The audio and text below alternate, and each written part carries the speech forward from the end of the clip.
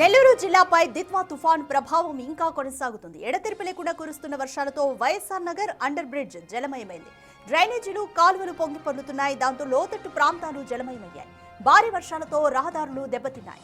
వరద ప్రభావిత ప్రాంతాల్లో అధికారులు పర్యటిస్తున్నారు. మరోవైపు తీర ప్రాంతాన్ని జిల్లా యంత్రాంగం పూర్తి స్థాయిలో అప్రమత్తం చేసింది.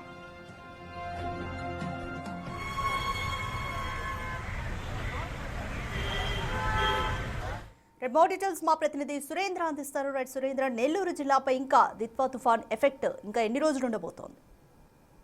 అధిక దిత్వా తుఫాన్ ప్రభావంతో రాత్రి నుంచి ఎడతెరిపి లేనటువంటి నెల్లూరు జిల్లా వ్యాప్తంగా వర్షాలు పడుతా ఉన్నాయి. ఈ యొక్క వర్షాలకి ఈ వరద నీరంతా కూడా రోడ్ల మీదకి చేరి ప్రయాణికులంతా, వాహన చోదకులంతా కూడా ఇబ్బందులు ఎదుర్కొంటున్నారు. మరో పక్క లోతట్టు ప్రాంతాల్లో కూడా ఈ యొక్క వర్షపు నీరు చేరి ఆ యొక్క లోతట్టు ప్రాంతాల్లో ఉన్నటువంటి జనావాసులంతా కూడా ఇబ్బందులు ఎదుర్కొంటున్నారు. అయితే మరో పక్క అధికారులు కూడా అప్రమత్తమయ్యి ఆ యొక్క నీటిని పంపించేందుకు కూడా ప్రయత్నాలు చేస్తున్నప్పటికీ ఈ యొక్క ఎడతెరిపి లేనటువంటి కురిసినటువంటి వర్షాలకు రాత్రి కురిసినటువంటి వర్షాలకి భారీగా వర్షపు నీరు బై నుంచి వస్తున్నటువంటి క్రమంలో ఆ నీటిని అంతా కూడా బయటికి పంపేటువంటి చర్యలు అయితే ఇటు అధికారులు చేపట్టి ఉన్నారు. అయితే ఇప్పుడు ప్రస్తుతానికైతే ఈ యొక్క దిత్వా తుఫాన్ ప్రభావంతో కొనసాగుతున్నటువంటి వర్షాలకు చాలా చోట్ల జలమయమైనటువంటి నేపథ్యంలో ఇటు నెల్లూరు నగరంలో ఉన్నటువంటి ప్రధానమైనటువంటి అండర్ బ్రిడ్జిల వద్ద నీరు చేరి వాహనాలకు రాకపోకలకు అంతరాయం ఏర్పడింది. దాంతో పాటుగా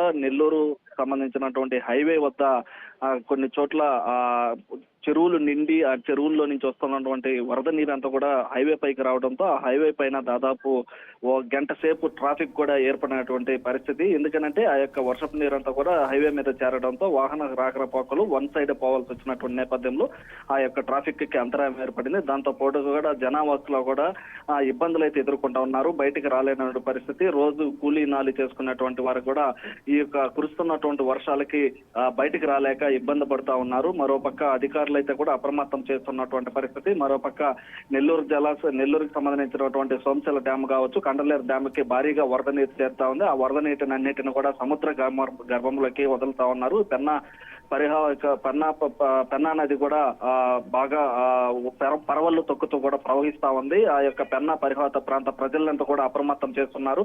ఎందుకంటే ఇప్పటికే ఆ యొక్క సోమశిల డ్యామ్ కి 70 టీఎంసీలు నీరు చేరుకోవడంతో వాటిని అన్నిటిని కూడా దాదాపు పెన్నా సోమశిలకి వచ్చినటువంటి వరద నీరే కాకుండా ఆ యొక్క పెన్నా నదికి 5 వాగుల నుంచి కూడా భారీగా వరద నీరు ప్రవహిస్తున్నటువంటి నేపథ్యంలో ఆ యొక్క పెన్నా పరివాహక ప్రాంత ప్రజలను కూడా అప్రమత్తం చేసి వారికి ప్రత్యేకమైనటువంటి ఏర్పాట్లు కూడా చేస్తున్న సురక్షిత ప్రాంతాలు కూడా ఏర్పాటు చేస్తున్నారు. వాటిని పంపించేందుకు కూడా చర్యలు అయితే చేపడతా ఉన్నారు అధికారులు. అయితే ఇటు మొత్తం మీద ఈ యొక్క దిత్వా తుఫాను ప్రభావం రాత్రి నుంచి ఎక్కువ అవడంతో ప్రజలైతే నానా అవస్థలు పడుతా ఉన్నారు. బయటికి రాలేనటువంటి పరిస్థితి.